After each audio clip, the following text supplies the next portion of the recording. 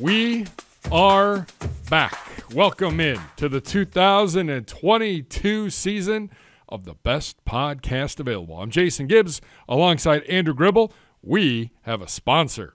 We're presented by Cross Country Mortgage, coming to you live from the Cross Country Mortgage campus. And Gribbs, for the next 19 weeks, baby, we'll take you all the way up through the combine, through free agency, the draft, into OTAs, into mandatory minicamp, and then off for summer vacation, and then the 2022 season will be here before we know it. But before then, a lot to get to.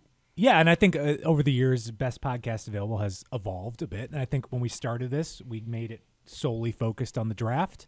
And I think it's now evolved. We can officially call this an off-season podcast, and that can include training camp if we get to that point. But it's kind of, we fill the void when the Browns are not playing games. We have you covered on all that area. It's roster building, it's roster development. That's where we're at with this. Well, and we'll get into a lot of that today in episode 1 of the 2022 Best Podcast Available, as the Browns Vice President of Player Personnel, Glenn Cook, will join the program.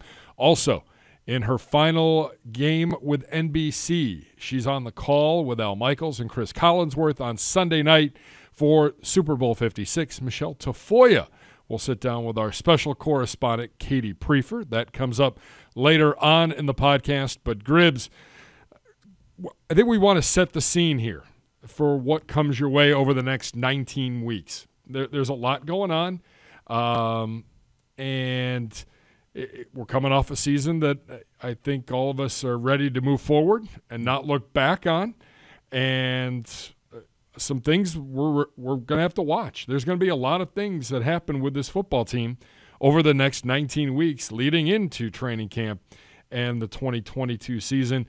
Already happening, underway in this whole process, in this draft process, the East-West Shrine Bowl and the Senior Bowl already in the rearview mirror. And you know, a good chance for the Browns to get maybe some inside information on some of those guys, especially with the Shrine Bowl. Yeah, this was an offseason that obviously began a lot earlier than we thought it would going into this season, but that's kind of the way it is, and I think it's good to kind of reset everyone's mindset on the offseason, because this is really your first, what we hope is a normal offseason since 2019. So this is kind of following your typical schedule. But yeah, you mentioned the East-West Shrine game. This one, in my memory with the Browns, the most that the Browns have had involvement with.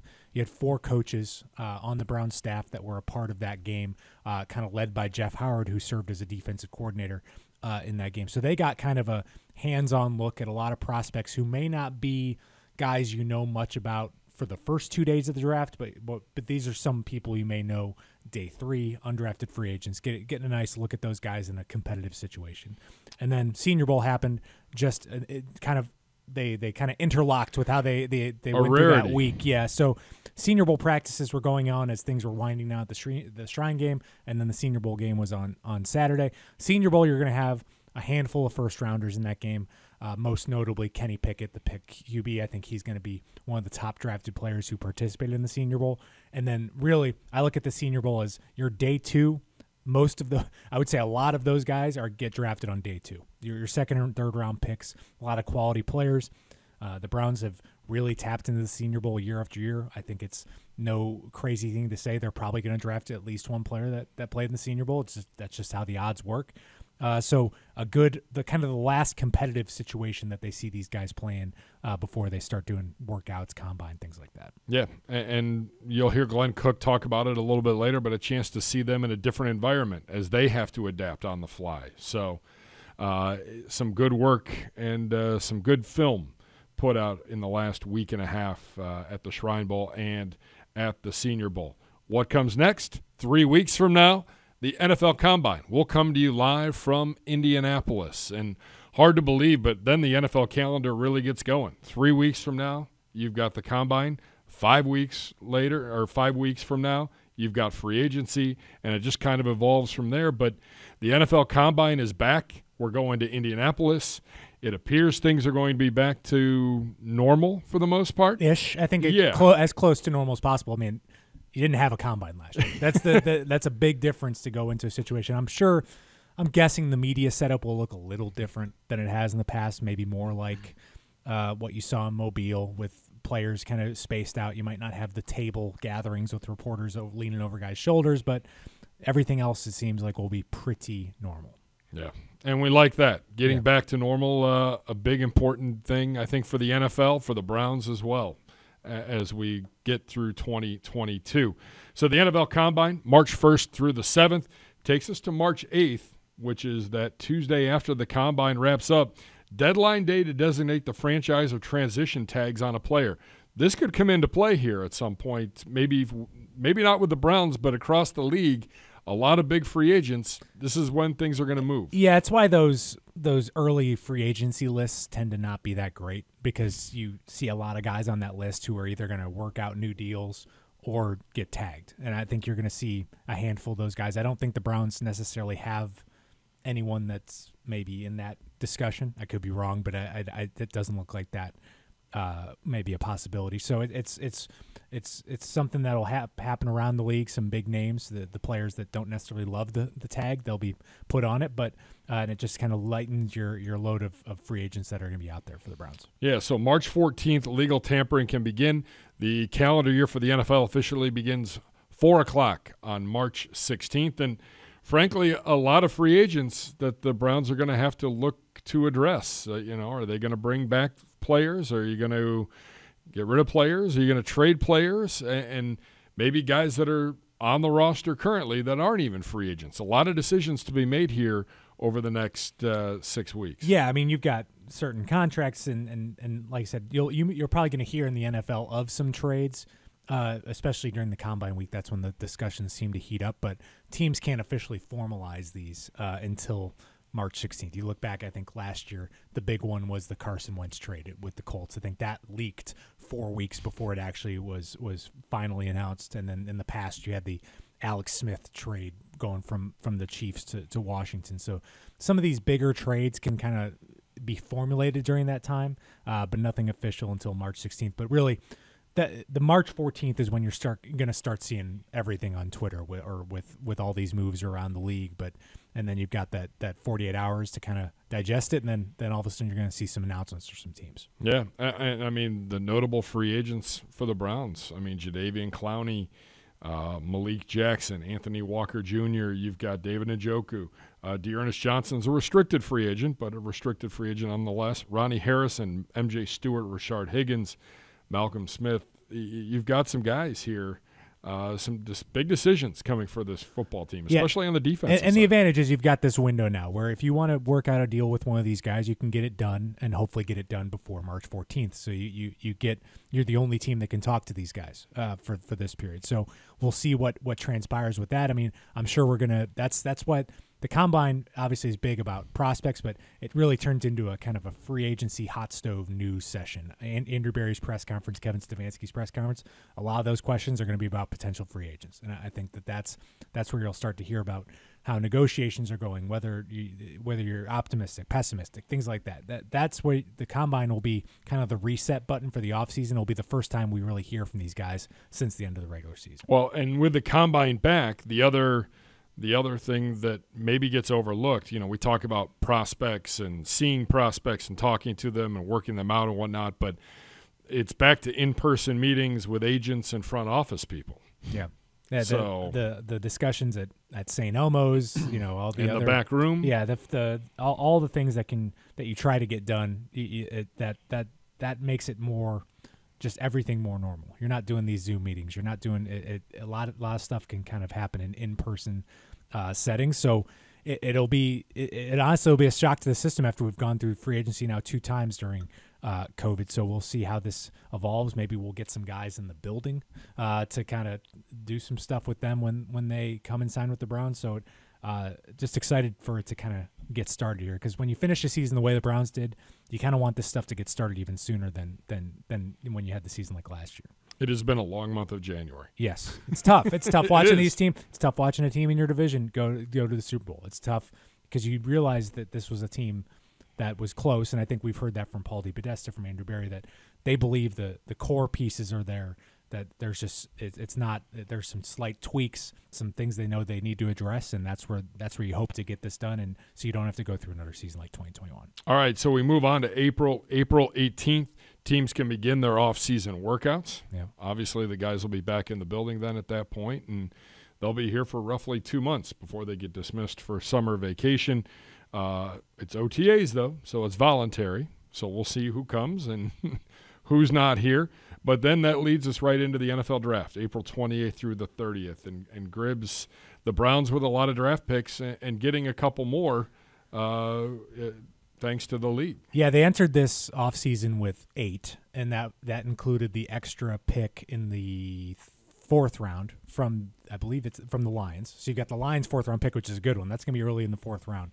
And then now you have an additional 3rd round compensatory pick. That's going to be kind of in the overall like maybe 100, 105 range, and that was because of Kwesi Adofo-Mensah going to the Vikings as a GM. And then next year you will also have a 3rd round compensatory pick in the draft.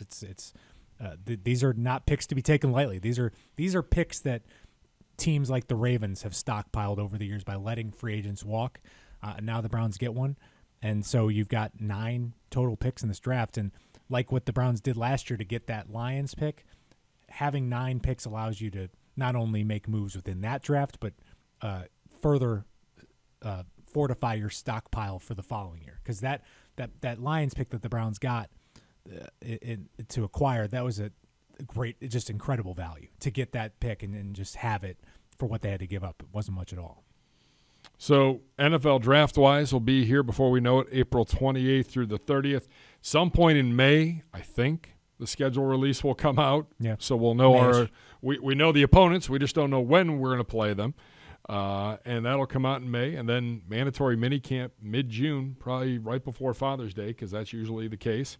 And then we're dismissed until the end of July and training camp for the 2022 season. So a lot to happen, a lot to get done.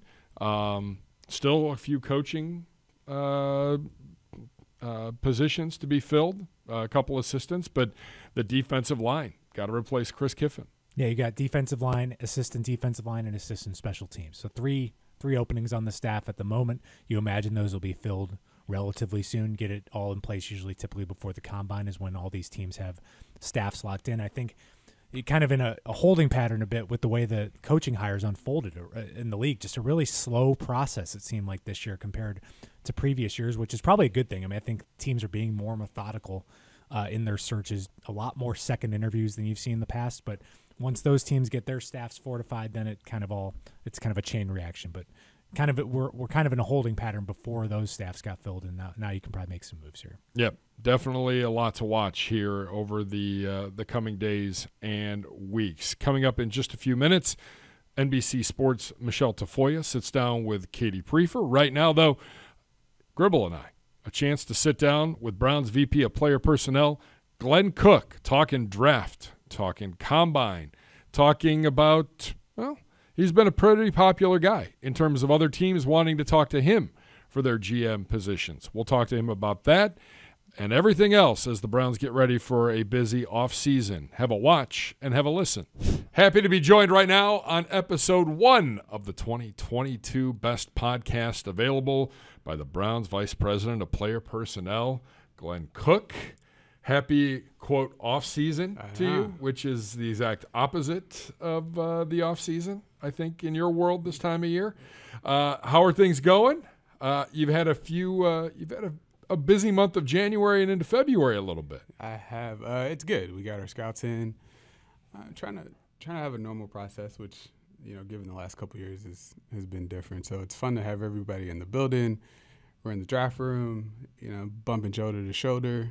I don't know if that's accepted, but we're doing it. So we're happy to be together. It's been good so far. And kind of walk us through kind of what goes on this week and why this week is so important. Yeah. So the way I would describe it is like the third leg of a 4x1. So this is like the important stretch for us to really dig into who these players are. Our scouts have been out all year, really doing a ton of great diligence. So now it's, especially for Andrew, it's really important for him to get their perspective, hear their thoughts on the players. And then it'll kind of set us up to springboard into the combine and workout. So this is a big couple of weeks for us. So yeah, no question. It's a big few weeks. I mean, we're 3 weeks out from the combine and 5 weeks from free agency, and before we know it, the NFL draft will be here. How do you go about it as the VP of player personnel, managing the draft, managing the combine coverage, free agency? How do you go about getting all that squared away and everybody where they're supposed to be? Not doing it by myself, I'll tell you that much. I mean, we have a great team between Andrew Healy, Sags, the direction of AB. We do a really good job of making sure our processes are clean.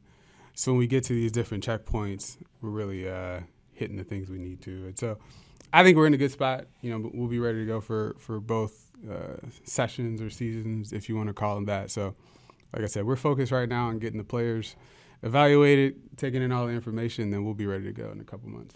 And you guys are coming off a big week last week with the Shrine Bowl, Senior Bowl. I'll first ask with the Shrine Bowl, how much of an advantage and how much do you guys tap into the fact that you had 4 of the coaches in that game and really working? No, it was close great.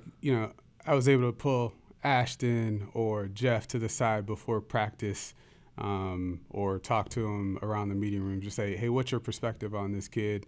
We kind of have some love for him, or, we're not unsure about this. Can you dig into this? So I think it's super valuable.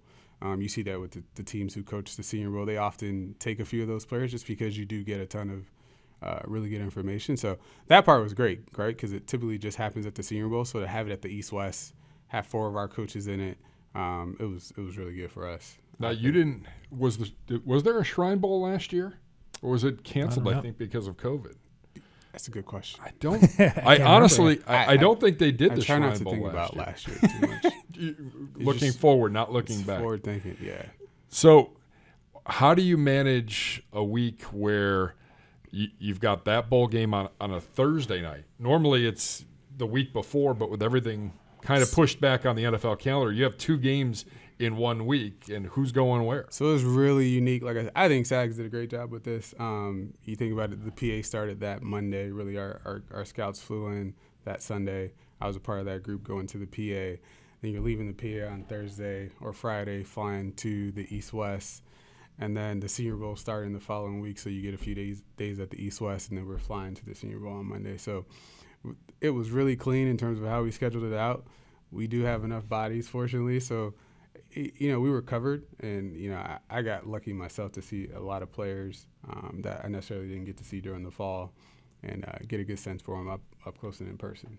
How much of a unique opportunity are those games, though, seeing those guys practice with – it's almost like an all-star game type thing, but those practices are like the real deal, I guess. Yeah, I mean, it's a different level of competition, right? Yeah. You have a variety of players who come from different conferences or different levels, whether it's D1, D2, depending on the all-star game. So you get them in a different environment, right? It's not their comfort zone.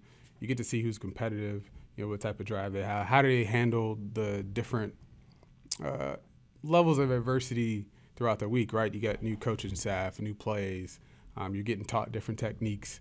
How do they transition from day 1 to day 2? Because day 1's always kind of funky, right? Like you're trying to implement the playbook that you get at the All-Star game, but you're also trying to implement the technique and then showcase your talent, right? So how does a player improve from day 1 to day 2? Does he make a jump? Does he get more comfortable? Do quarterbacks get a little bit more accurate? Just as an example. So it gives you a nice snapshot, right? It's not the entire player, and we definitely don't put a significant amount of weight on it, but there's valuable information out of those games.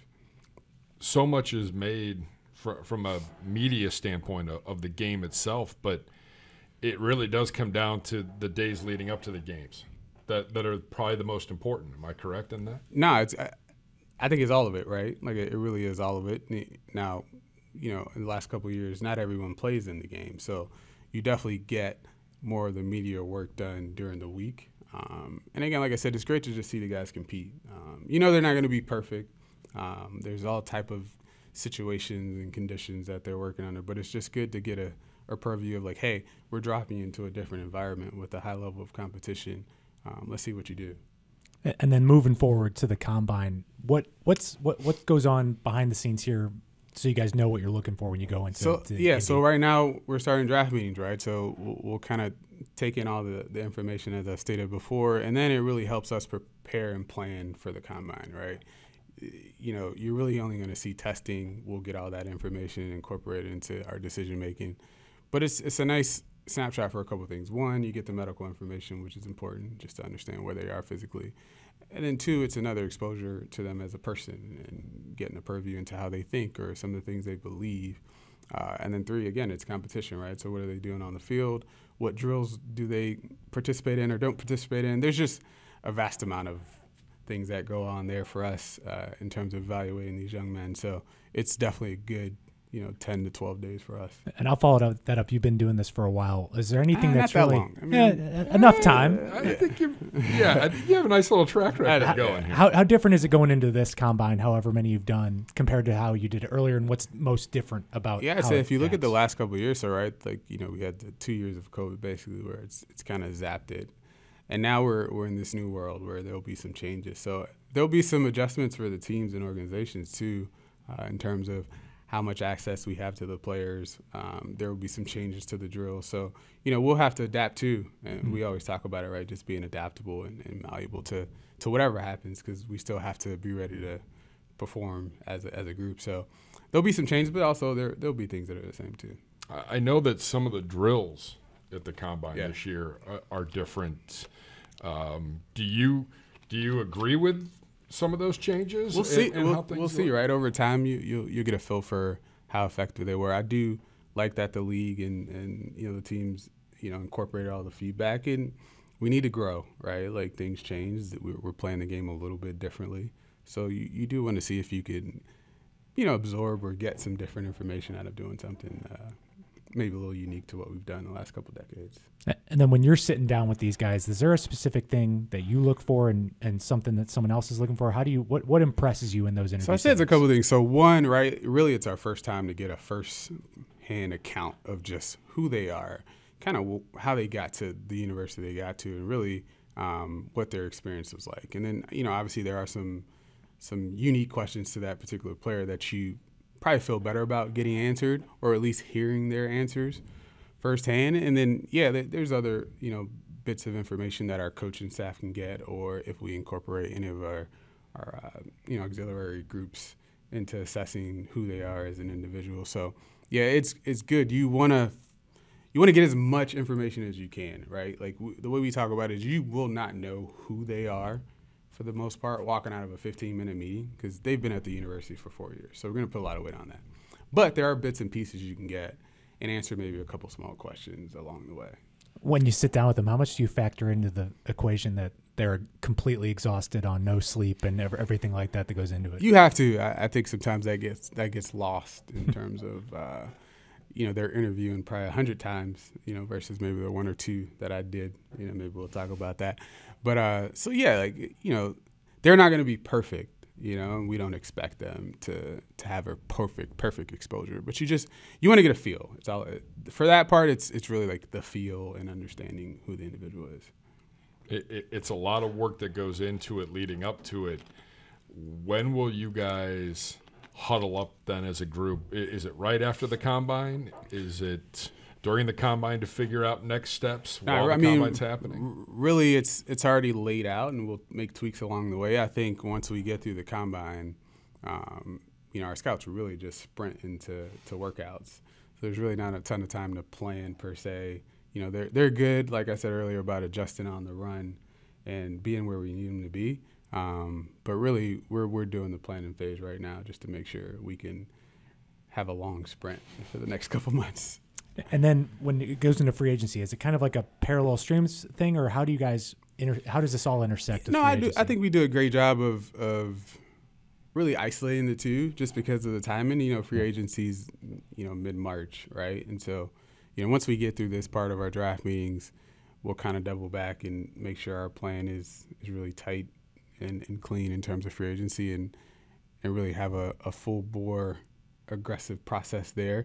And once we close that door, we move on to the draft, and really our mind's set on bringing in the right men and talent into this organization. From a development standpoint, you personally promoted to VP of Player Personnel in 2020. What's the one thing you've grown the most or learned the most? Has there been a piece of advice? Has there been something? I mean, you've been with the organization since 2016. I mean, you've seen a lot here, and you've been part of the highs, you've been part of the lows, and there's a lot of excitement. I'll say this: I would not trade the experience, and some people may not necessarily believe me on that. My first year we were 1-15, and year 2 0-16. But I would not trade the experience because you often learn a lot more in failure than you do in success. It's not easier to be successful, but it's easier to go through that. So I think it's kind of built up some callous across our group in terms of handling adversity and also appreciating the good times. So that's one thing I've taken away from it. And then 2, it's just really I've gotten the latitude to grow. And in some organizations that's not the case, but here it's something we really push. And not only in word, but in action. And so, I've been grateful that, I've gotten the time to do it, which is one piece of it, but I've also gotten the opportunity in terms of resources to do it. So that's just growth. And I'm still growing. I'm still learning things every day in terms of how to be the right leader, how to be a right teammate, and really provide whatever, assets the team needs in terms of me to make good decisions. So it's been good. It really has. And Gibbs obviously mentioned the professional growth. You had the opportunity to interview with some teams this offseason for GM positions. How was that experience? And how is this, obviously with Kwesi going on to be the GM in Minnesota, how is this organization kind of set up the platform for you guys to move up? So first I'll say congratulations to Kwesi if he hears this. He's a listener. He needs to be. But really excited for him. And it's funny because it's something that I think he and I talked about a lot the last couple of years. Just like I said earlier, just we get the room to be prepared and grow for those opportunities at this organization. I can't say that enough. And so being able to spend time with 2 other teams, I really took away 2 things. One, just how scarce and rich those opportunities are. It was great for me. I got to meet new people and learn some great things. And secondly, it's honestly, there's a couple of things I can work on. It's just like our players, right? No matter how good or great you are, there's always something you can improve on. So I'm going to take the experience, take the learning from it, and try to be prepared if the opportunity comes up again. How's your hoops game? Hoops game is awful. Have not hooped, have not golfed. Kids get in the way of this. Oh, man, I love the little guy. Yeah. He's 2 years old. We got another one on the way. Congratulations. Yeah, so perfect time, and I think it'll be the last day of OTAs. So better than week 7 on the first one. He's got to time it as well as AB did. Oh, no. Yeah. God bless him on that one. But, no, family's good. Family's good. We're enjoying Cleveland. Well, buckle up. The next 3+ months, 4 months, it's going to be a rat race, for lack of a better term. And this front office has shown that they're ready to go, and in collaboration with a great coaching staff. Yeah. No, I mean our coaching staff has been a pleasure to work with. I think Kevin makes it clear and easy for us. We know exactly what he wants and needs. Everyone communicates really, really well. We challenge each other. I think it's how it should be. Appreciate the time. Wish you all the best of luck. We'll see you out on the road. We'll see you in Indy. Let's go. Periodically, and best wishes with free agency, draft, and everything that goes along with it. Continued success to you as well personally. I appreciate it. Good being in the room with you guys. It's been a while. I know. VP of Player Personnel, Glenn Cook here on the best podcast available. All right, Michele, first of all, let me say what an honor it is to be able to speak with you today. You have been and always will be such an inspiration to women in sports, and Sunday Night Football just won't be the same without you. Oh, that is so sweet. Thank you, Katie. Of course. With that being said, Super Bowl 56 is on Sunday, but it's also your 327th NFL broadcast. That's crazy. You've covered everything from Monday Night Football, soccer, college football, the Olympics, basketball, and since 2011 have been the sideline reporter for Sunday Night Football with NBC. What are you taking away from all of it as this chapter of your career comes to an end? Well, it's a lot to reflect on. I've enjoyed every event that I've covered. As I've covered it, I've tried to enjoy and soak it up while I'm in it. And I'm trying to do that this week too. I haven't, it's so funny. I've asked this same question of athletes who are retiring or who have hit a milestone or whatever the case may be. And now I used to always get tired of the answer. I'm not reflecting on it right now. You know, you're like, come on, just say, give me something. But I am not really that reflective right now. I think I have so much in my life outside of this job that keeps me busy and engaged and excited that I'm really just looking forward to what's next. And, you know, that number 327 is kind of mind-boggling when I really think about it, because I think it's more games than Ben Roethlisberger played. You know, I've been at it longer than Tom Brady was, which is kind of crazy. So when I think of it in those terms, I go, wow, I really have done this a long time. But really, that's just broadcast stacking up and adding up. And so it's I'm not giving you a great answer because I just don't have one, because I just feel like it's all been so amazing and great, and I'll never forget it. And it'll always be some of the most treasured times of my life. But here we go. Super Bowl time to hunker down and get ready and make the last one the best if we possibly can. Absolutely. Super Bowl 56, I just feel like has all of these different storylines with Sean McVay and Zach Taylor making history as the youngest coaching matchup in a Super Bowl. And we have 2 number 1 pick quarterbacks going head to head. How do you prepare for essentially the biggest sporting event of the year? Well, it's interesting. All of the work that you've done up to this point sort of adds up exponentially. And so, you know, it's crazy, but it's like when a team goes into training camp, they're installing an offense, installing a defense, and every week they put that to the test and they tweak it and they tweak it and they try to perfect it and they find other ways to match up against other opponents.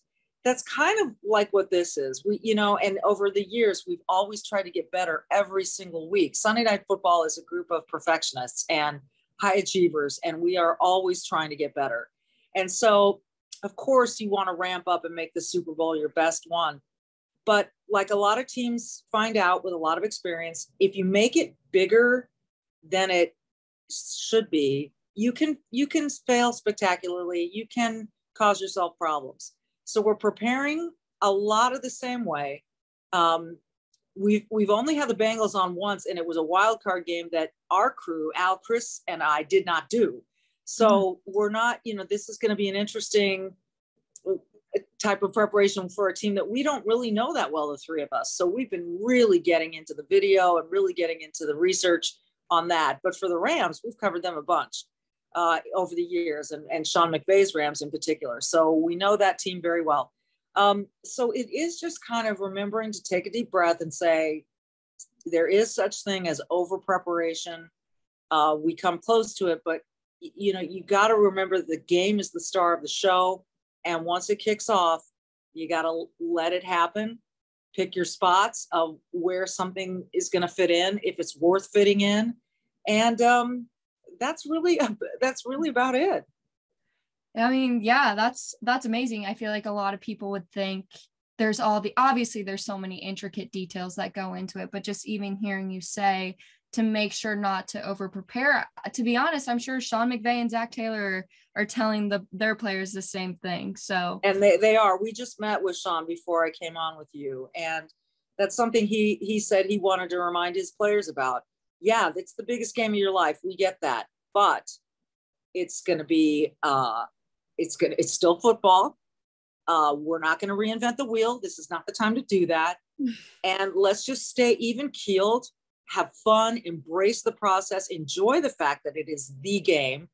And, but, you know, prepare like we always have. Do the work exceptionally well, which we all try to do on Sunday Night Football, and then go play the game. Are you feeling any certain type of way with this being your final broadcast with Sunday Night Football on NBC, or are you kind of just being like, okay, it's, you know, it's just another broadcast? A little of both. After I talk to you today, later on, I'm going to go have dinner with Al and Chris, our producer and director, Fred Godelli and Drew Esikoff, and a guy that's been with us through all these years, the guy named Vinny Rayo. And we're just having our own little dinner to kind of in a way, get ready for all of the parting of the ways. Al is leaving Sunday Night Football. I'm leaving Sunday Night Football. Our producer is leaving Sunday Night Football. He'll be involved in a tangential way, but he's moving on. So this is the last for a bunch of us. And we're going to miss each other. We're a family. And so tonight could get emotional. But then after that, it's like the other part of what you said. Go work the game like you always work the game. And I'm going to be so busy right after the Super Bowl. It's not like I'm flying off to Hawaii and go lie on a beach for a week. I'm going to be really busy. And so there's not going to be any letdown. And I think that that's keeping me kind of on the rails, if you know what I mean. Yeah, absolutely. I mean, I will say, I think you do deserve a little bit of a vacation. So I hope you find time to squeeze that in. We'll figure it out later. Perfect. So I feel like the people at home watching obviously only see what's on their TV, but is there a memorable moment that stands out to you that happened off screen, whether that's a blooper, you were talking about your relationships with the Sunday Night Football crew. Maybe it's memories with them. Maybe you almost got tackled by Myles Garrett or another big football player. I don't care what it is, but is there a specific moment that comes to mind right away? There are so many. The best times that we have as a group are probably, we love being on the air. We love covering the game, and it's fun and it's exciting and it's, every moment matters. But the times that we're together in a van ride, going to a practice and then coming home, or coming home after a game and just sort of debriefing and laughing about our mistakes, or laughing or just reliving the plays. Those are great. And it's been that way for so long that there are just so many of them. We've traveled together so much. It's been incredible. And so, there have been many times where we've done a Thanksgiving night game and then jumped on a charter plane together, just 6 or 8 of us, and flown to the next Sunday location. And those flights can be a blast, depending on how things went. Those flights can be a blast, and they can just be so much fun. Mike Evans, the big receiver for Tampa Bay, ran right into me right before the divisional game. They were on the field. We were trying to rehearse, and so my back was to the field, which it never is. And Mike ran right into me, and I remember thinking, "Wow, what just hit me?" And turned around, it was Mike Evans. He's like, "You're okay, right?" And I said, "I'm fine." But I thought, imagine if he were really at full speed. He was just running a route. Imagine if he was a safety who was, going to just kill the opposition. So it kind of gave me this taste of, jeepers, that's what it's like. That's craziness. I've done a lot of running around, chasing coaches down at halftime to get them to talk. That's always just craziness. I remember chasing Tony Romo once. We wanted to make sure Tony was going to play in a Dallas game. And I don't remember where we were, but it wasn't in Dallas because it was raining out. I think it was Seattle. And I had an umbrella, and I'm running as fast as I can. And it dawns on me, this is pregame, that the umbrella is creating all this drag.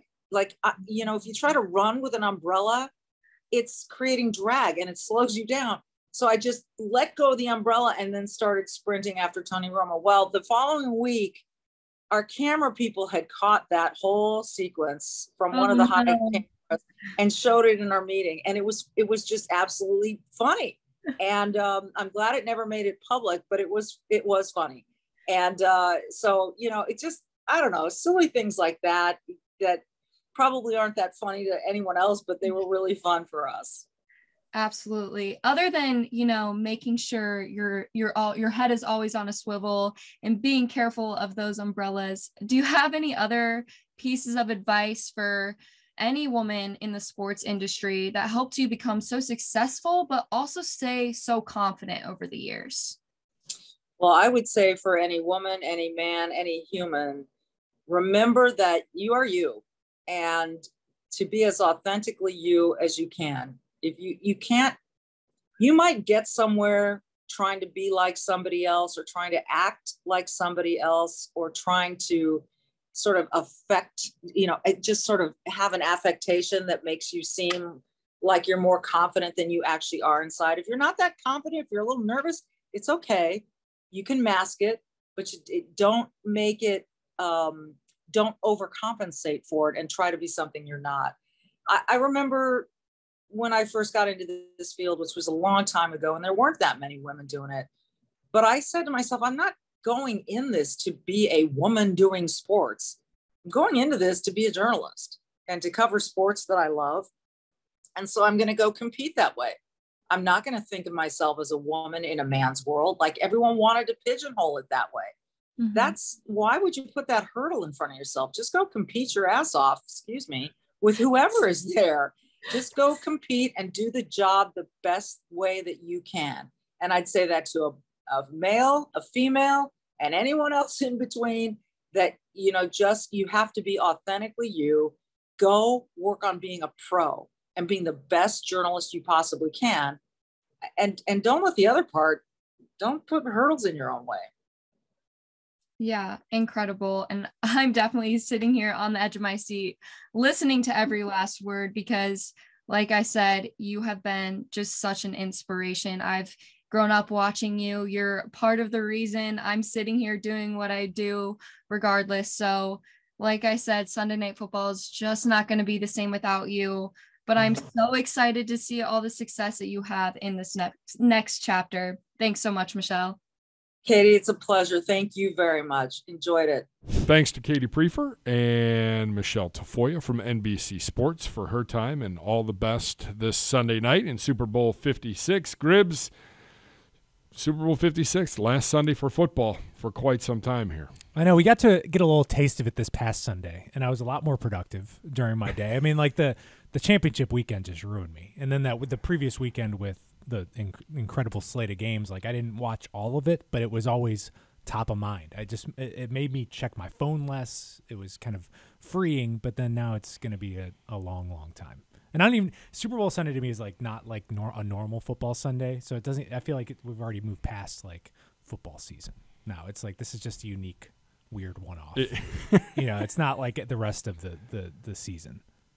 Yeah, it will be a different Super Bowl than we've had in the past, simply because of who's playing in this Super Bowl. I'm excited. I mean, I think it'll be fun to watch. I think I like going into these matchups with kind of no idea who's going to win. And even though a lot of these other Super Bowls, someone else has won that you didn't expect, but this one truly enters as like a no clear favorite type of game. And I think that bodes well for the Bengals. I mean, I think that they're going to be in a good spot, and it doesn't make sense objectively maybe from a just matchups and everything, but the Bengals are having kind of one of those season they've defied it for 3 weeks now. Yeah, they haven't really played even great in these playoffs, but they just find ways to win games, and they just have to win one more, and then the improbable will happen. As we get ready to wrap up, quick takeaway from Glenn Cook? I mean, it was just great, really insightful stuff, and I think that it's interesting to hear how there's just kind of these parallel streams going on with free agency and draft, but they do kind of intersect in some way. And as much this organization the last couple of years with Andrew Berry has talked about, free agency doesn't affect the draft. We're all about long-term sustainability, building the roster the right way. It just so happens that the last 2 years, though, they've filled a huge need in free agency. Tackle the first year, safety last year. You wonder, does that follow with wide receiver this year? But that's a dangerous path to go down. It's one that some teams, maybe the Giants, are regretting their decisions with big wide receiver free agent signings. But if it's the right fit, you wonder if there's a position that you can hit in free agency that maybe takes the pressure off a little bit in the draft. We'll be back with you next Thursday and every Thursday from here on out for the next 19 weeks, taking you through the Cleveland Browns off-season. Thanks to Glenn Cook, the Browns VP of Player Personnel. Thanks to NBC Sports' Michele Tafoya and Katie Priefer. Thanks to Jeff McDaniel for all of his hard work back on the show again this season. Thanks to my partner, Andrew Gribble. Thanks to Cross Country Mortgage, live here at the Cross Country Mortgage campus here in Berea. If you like this podcast, like and subscribe today to the best podcast available wherever you get your podcast. You can also watch us on YouTube, youtube.com/Browns. For Andrew Gribble, I'm Jason Gibbs. Thanks for watching. Thanks for listening to the best podcast available.